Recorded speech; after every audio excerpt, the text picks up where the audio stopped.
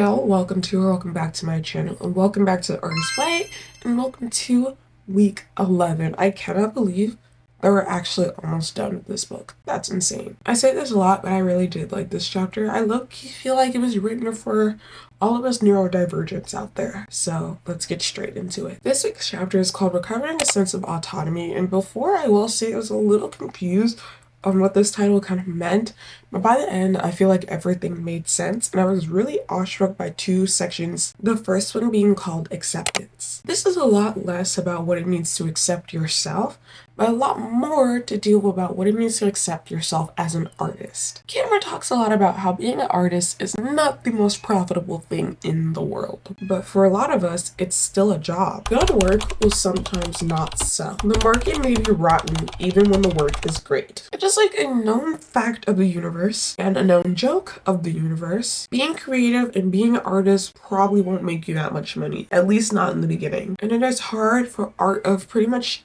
any medium, really. I have to free myself from determining my value and the value of my work by my work's market value. In other words, if I have a poem to write, I need to write that poem, whether it will sell or not. As an artist, my self-respect comes from doing the work. The last chapter talked about how your work not being acknowledged does not make you any less of an artist. And this chapter definitely adds on to that in saying that the value of your art is not based on how much money it makes or how many views it gets. Then she takes a sort of pivot. I don't know if y'all have ever experienced this, but pretty much anytime I complain about the job market as a creative, I always get met with the question of, well, why do you do it? Do something else. Why not just do something more reliable? And then Cameron answers that question for me. As an artist, I can literally die from boredom. I kill myself when I fail to nurture my artist child because I am acting like somebody else's idea of an adult. If I allow myself to be bullied and cowed by other people's urges for me to be more normal or more nice, I sell myself out. Which again ties back to being both neurodivergent and a creative. To me, there is no other way I can live my life other than being an artist. Creativity is oxygen for our souls. Basically, I need it. And I refuse to diminish my dreams because the future is unknown. The future is unknown regardless, so you might as well go into it doing something you love. To kill your dreams because they are irresponsible is to be irresponsible to yourself. The second section is called Success, but I think it talks more about the idea of success with perfectionism. I really like that she keeps coming back to the idea of perfectionism to really nail home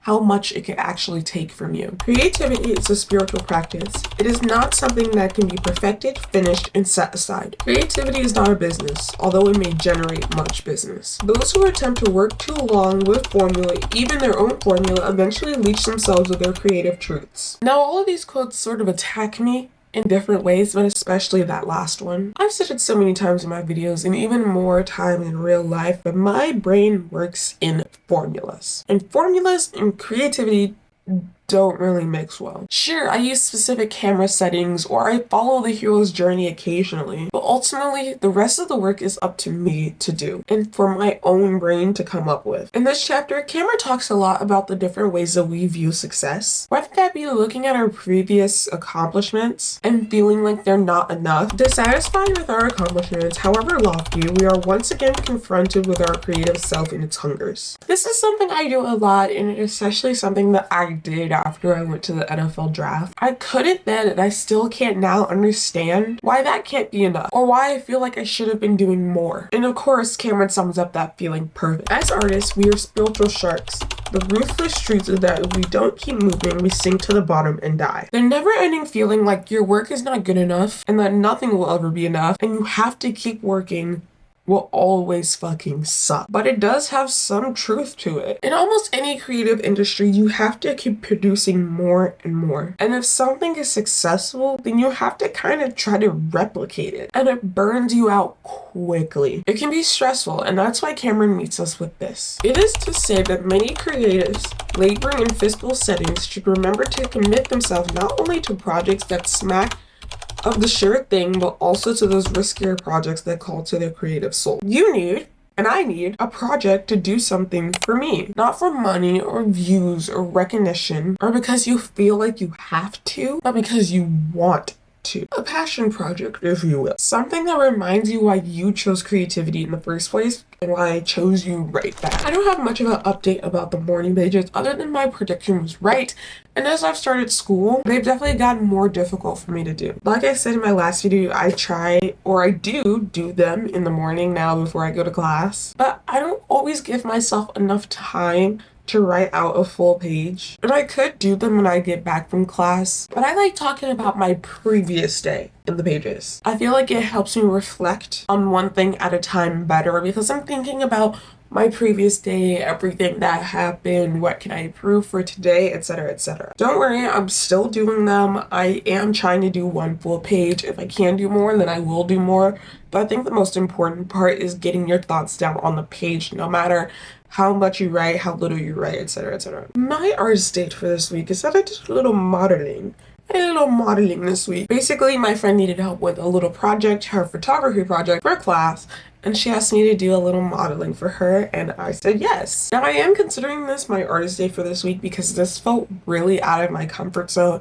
If you know anything about me, you know that I am more comfortable behind the camera than I am in front of the camera. And if I am in front of the camera, it is for my videos. It is me and you one-on-one. There's no one else here. So for me to sit in front of the camera and try to model and look all cool and stuff was really hard. I had no idea what to do. I barely even knew what to wear for this shoot. But I did have a lot of fun doing it, and the pictures came out absolutely fantastic. I got to do it with my friends too, so that was also fun. But yeah, this was definitely out of my comfort zone, but I'm really happy that I did it. Maybe I'll give it a go with my other friends some other time. But artist day for this week, I'll give it 10 out of 10. I love the fact that we are also in nature. I love being outside. In conclusion, this chapter talks a lot about creativity and creative careers and how they are unlike any other field of work, therefore should be treated as such. But that doesn't mean that it's not obtainable. It just means you have to nurture and take care of your inner artist a little bit more. It's hard mixing fun and business properly, but when you do, I'm sure there's nothing better than it. There is nothing better than it. Thank you guys so much for watching this video. If you'd like to, make sure you like,